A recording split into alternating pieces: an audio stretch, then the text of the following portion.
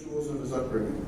He was content with the faith of his parents until, as an RCMP forensic scientist, he found himself confronting death and inhumanity on a daily basis.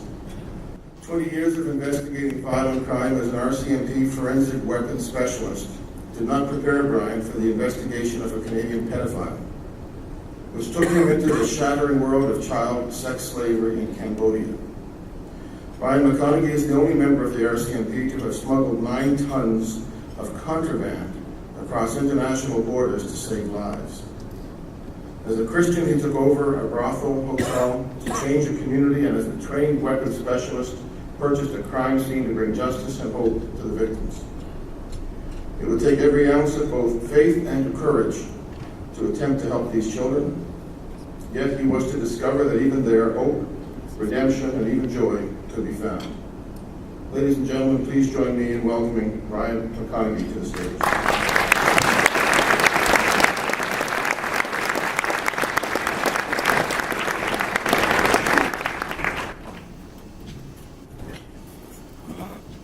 Good morning, everyone. Good morning. Premier McNeil, Mayor Savage, ladies and gentlemen, honored guests, it is a privilege to be with you this morning.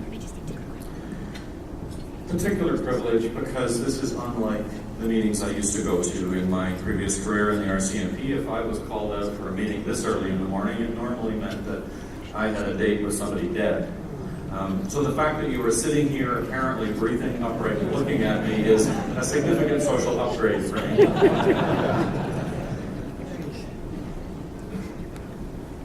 Let me bring you back to April 17th, 1975. Many people remember that date. Yeah, well, a few won.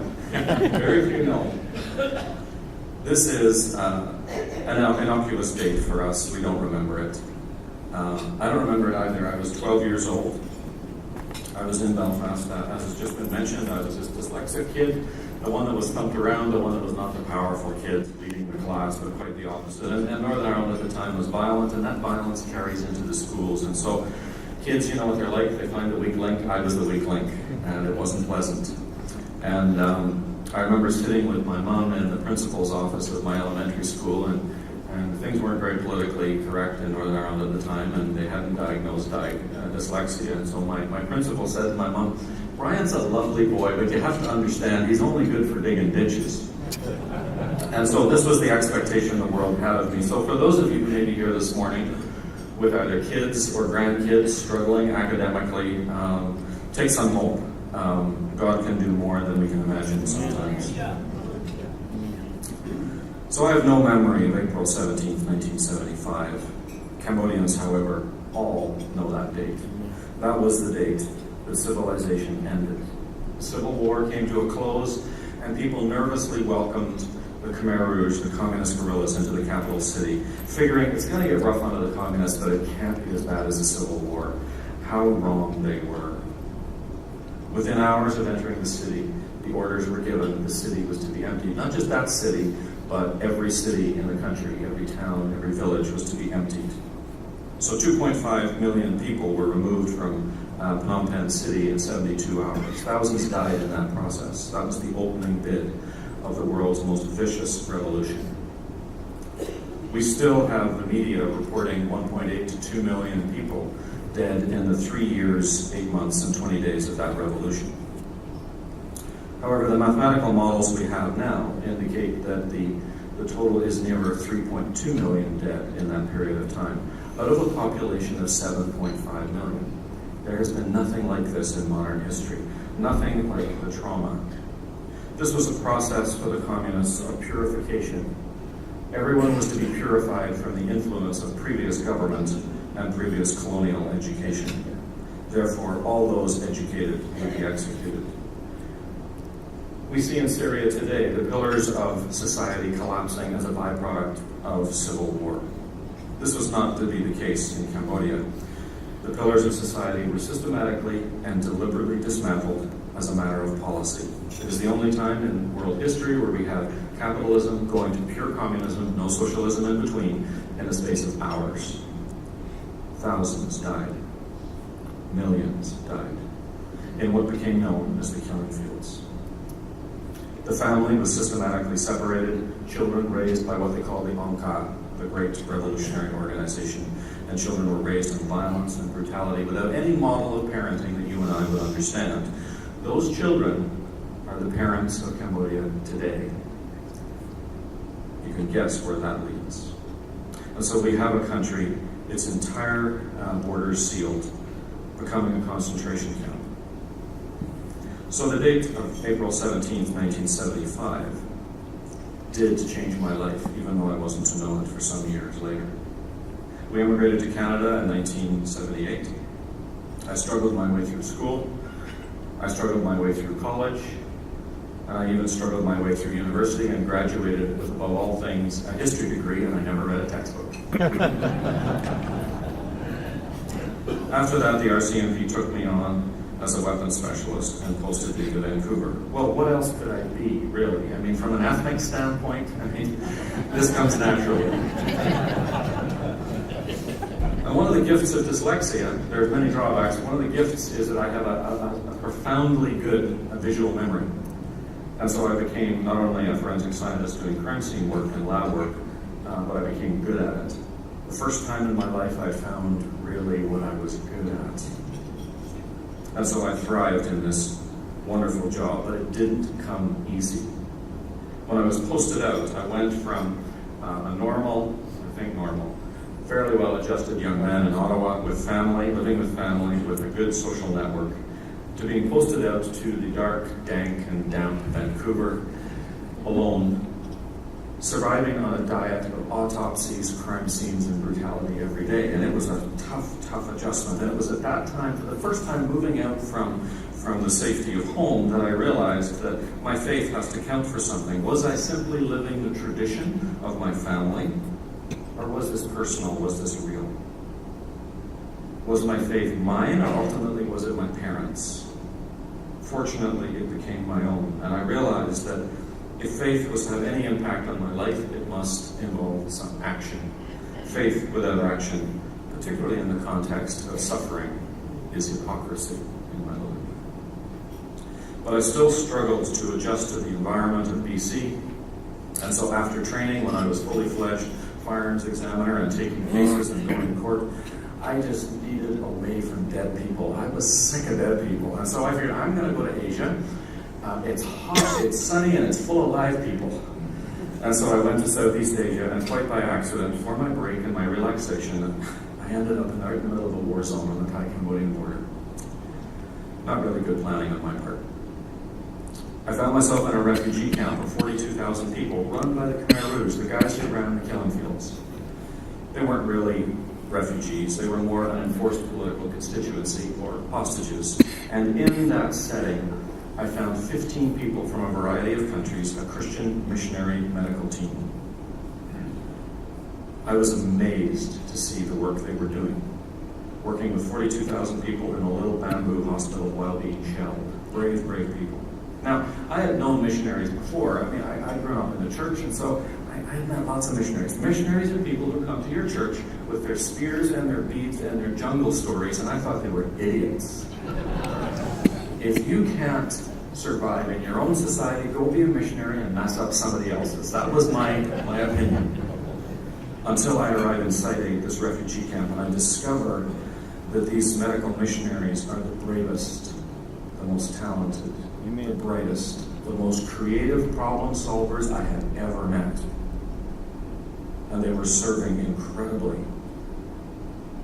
And so I admired them as I witnessed the power of compassion in front of me. In the lull in the shelling one day, they took me up to the top of a hill and they showed me across into Cambodia, and they said, "You'll never go there, the borders are sealed. This is a country that doesn't even have a seat in the United Nations. Nobody goes in or out, there's no embassies in there, you'll never go there, but at least you can be one of the few Westerners that looks across into the jungles and say you've seen part of Cambodia." Well, telling a guy from Ireland you can't go somewhere is kind of like waving a very large red flag to a bull. And so I was determined to get into that place. While I stood there, surrounded by warehouses full of medication supplied by the United Nations, A little girl on the other side of that border was dying for want of medication. Because of the UN embargo, not one tablet from those warehouses was allowed in that country as people died. It was appalling. And so I came back with a desire to help. But what skills did I have? I had no medical training, no agricultural training, no theological training, no development training. I was useless. I am a weapons specialist. Now I challenge you, go on the internet today. You can even go on the World Vision website. They're massive, they have jobs for everybody. They're not looking for a weapons specialist. I've never found a mission organization, Christian or otherwise, looking for a weapons specialist. So what am I to do? And I figure my great plan is I'm going to smuggle 2 suitcases of medicine through the UN embargo into that country and hopefully save some lives. Not very politically correct, but that's what I'm going to do. If you've got the right meds, you can save even 1,000 lives with 2 suitcases. Now, that was my plan. God's plan, without any consultation with me whatsoever, was to give me 9 tons of medication. So I'm sitting in Vancouver with 9 tons of medication. I have never bought a container. I have never shipped a container. I have never smuggled a container. The learning curve is vertical. But I quickly realized that this is not about my ability. My abilities are irrelevant. The only thing that matters is my conviction and my commitment to the people of Cambodia.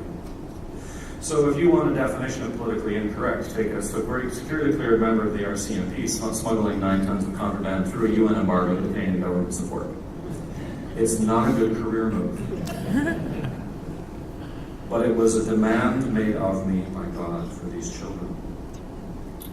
To make a very long story short, we ended up getting the container there. I ended up distributing it appropriately.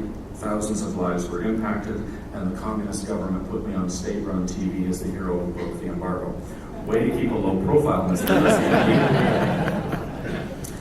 But in that process, I had gone from an observer challenged by missionaries that I had watched doing medical work, and without realizing it, I had become a participant in compassion.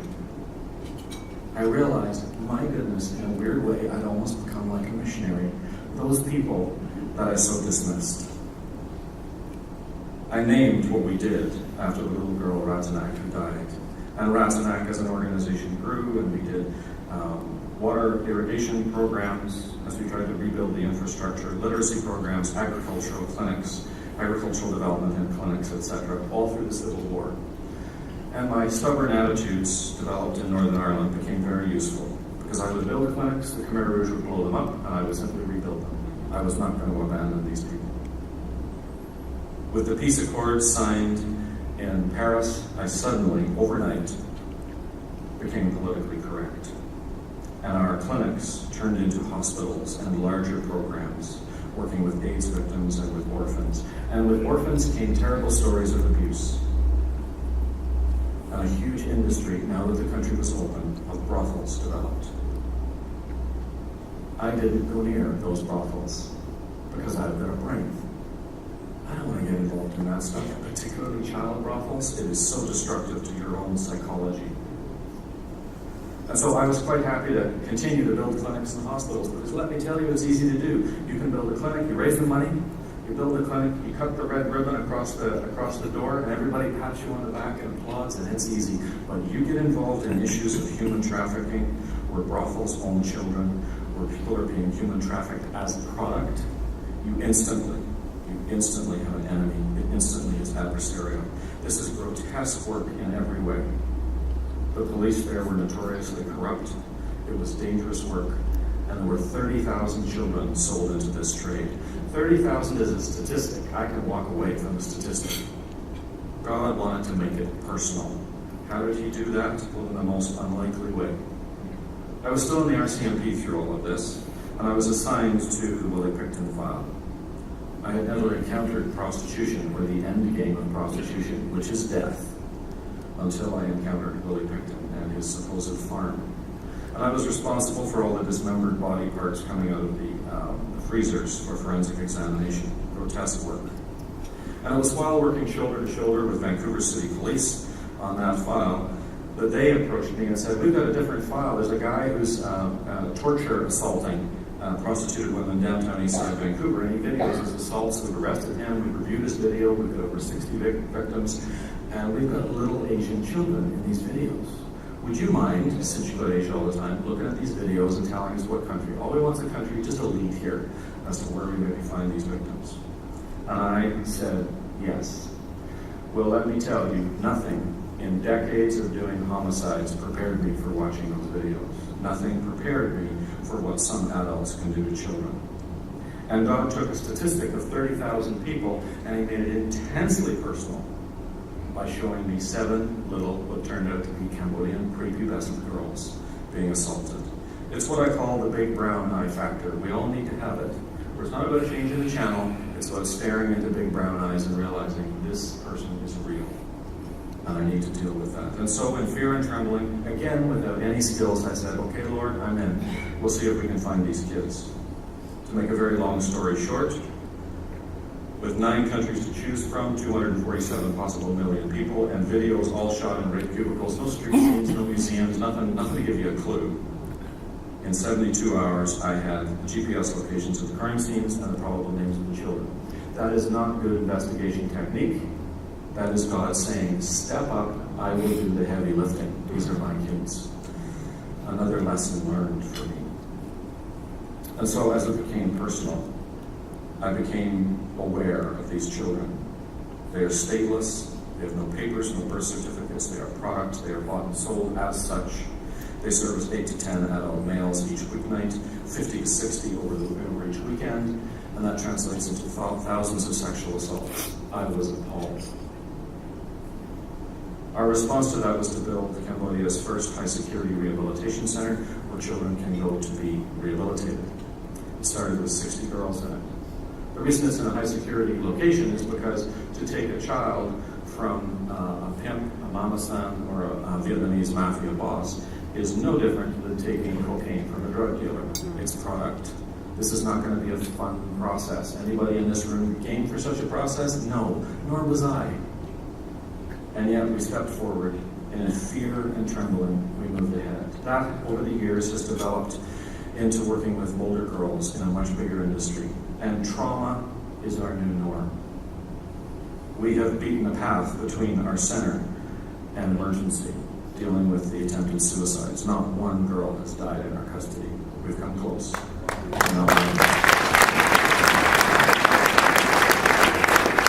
There, we do medical intervention. We do narrative therapy, cognitive therapy. We give them education right up to the university level, children that would be thrown away. Some of them are top-grade university students now. They have job skills and get good jobs, not selling vegetables at the market where they're vulnerable, real, solid jobs, earning way more money than they ever get in brothels, so they're safe. And this, in so many ways, is extreme parenting. Take all the problems of parenting, ramp them up extraordinarily, given the amount of abuse these children have seen. And this is our world.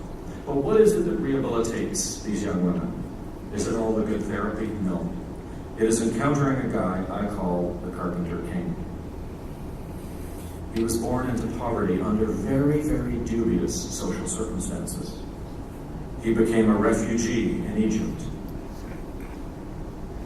When he returned to Israel, he did hard labor. That's what carpentry was 2,000 years ago. He tells us when he started his ministry, he had no home, no place to lay his head, and eventually he was taunted, hunted, arrested, shamed, beaten, tortured, and killed in public. This is an individual these girls can relate to better than you and I. And encountering him, they suddenly move from being worthless to being priceless and children of the King. There is the basis of self-esteem. There is the basis of therapy. If you remove that factor, you cannot restore lives, I am convinced. And this is true for any one of us. If any one of us can grasp that we are to die for, I love the expression, then we can move on with life. Doesn't matter our position, our title, whatever else. If anybody in the world, forget God for a moment, if you could conceive that somebody out there, another human being, thinks you are so valuable, you are to die for, there's the basis to move ahead, right? You have meaning. How much more if that is the God of the universe? And if I can bring this home to Halifax for a moment, human trafficking and the girls we see around this neighborhood being trafficked are precious to him. They too are to die for. Yes. Those girls you see on the street, the ones you don't want to make eye contact with because they may be brash, they may be rude, they may be in your face, they may be obnoxious. What are those behaviors evidence of? Those behaviors are evidence of abuse and grooming and control of others who manipulate them, because you and I both know that average teenage girls don't react that way. They're generally quite quiet and shy. But if you see a girl like that, there's a picture of abuse. So their behavior should not push us away. It should draw us to them because they are valuable. So too with First Nations girls. As a nation, we need to get a handle on the fact that they are precious. A society will be judged by how it treats its vulnerable and its marginalized. I know how Christ would teach them, would treat them. The other dimension that I think we need to grasp here locally is, as a community and a society, we have to step up and guard those who work with such individuals, be it social services, non-government organizations, but particularly police. When a police officer puts on a uniform and subjects himself to the social circumstances working with girls, some of them who die, and they have coffee with them, and they try to help them, and they try to get them into social services, so too with NGOs. And you don't go home and take the uniform off and forget about that stuff. I have sat with many police officers who take the uniform off and go home and spend time with their daughters at the very same age of the girls they've just been with, and they weep. We need to be very careful to guard those police officers that undertake some incredibly difficult jobs for us. I'm particularly sensitive to those who have the misfortune of examining numerous videotapes and images of child abuse. We need to care for such individuals. We use the term public servants. My goodness, they're public servants. They are servants, and they pay a huge price. So we need to care for them as a society. Whether it's Cambodia or Nova Scotia, transformation, in my belief, is only made possible with the introduction of hope. Hope, in turn, comes from a deliberate act of faith in a living God that places value on lives others would throw away. No one has responsibility for slavery and injustice of the world, but we make them our responsibility by choosing to take them on. This is a deliberate act of faith. It is choosing to fight a virtually unwinnable fight. How daunting is that? This battle is not the result of your skills, my skills, of qualifications, of competencies. It's overwhelming. You can't fix the big problems of the world. It is not even about character. I have none of those. No, it is the result of one thing: willingness. In the face of hardship, in the face of tragedy, in the face of trauma, in the face of injustice, it is about willingness, often in the context of weakness and being overwhelmed. So often we hear our weakness demonstrates God's strength. We are empty vessels that can be used by Him. I have no skills for anything I have done in this past 30 years regarding Cambodia, and yet, strangely, God seems to use me. And I spent most of my time scared of my wits in terms of what I'm doing.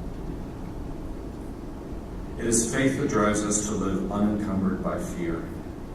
Faith to live freedom, reaching for the impossible.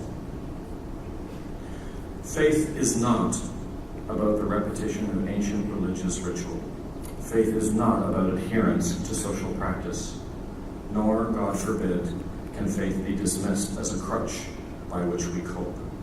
It is far more vibrant than that. William Wilberforce and Mother Teresa could hardly be characterized by fear. Rather, strength, borne up by faith, often exercised from a position of apparent weakness. And yet, look at the impact those had. Those two individuals, any one of us sitting here would be thrilled and proud to have the positive impact on the world that those two had. And yet, what they did was not acts of social policy. They were acts of conviction and faith. Faith is vibrant, it is living, it is freeing, and it is rooted in the knowledge of a reality that is bigger than ourselves. For the young women that we work with in Cambodia, faith is about teaching them that they are precious and they are valuable, no matter what has been done to them or even what they have done to others. That is exactly true for us. Our value comes not from what we have done or what has been done to us, but from the fact that we are all to die for. In living a life of faith, we live up to the responsibilities of this great land. In living a life of faith, we live up to the responsibilities to others that God has given us around us. In living a life of faith, we live for freedom, justice, and compassion, whether unqualified or qualified, not relevant. In living a life of faith, we on occasion witness the impossible occurring.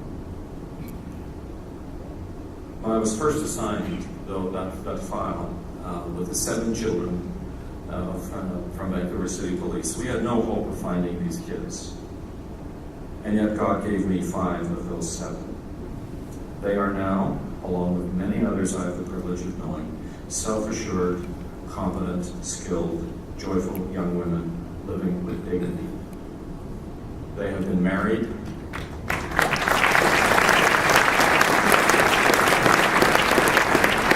They have been married to young men that love them and cherish them.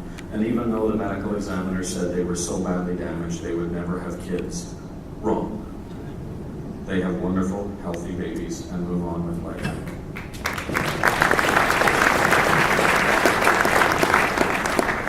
They have university education, jobs, hopes, and dreams. When the whole world, including psychologists, said this is impossible, don't even go there. It will destroy you and you will not help them. And of all the privileges I've had in life, the highest honor I hold is the fact that many of these young women refer to me as Dad. There is no greater privilege for me.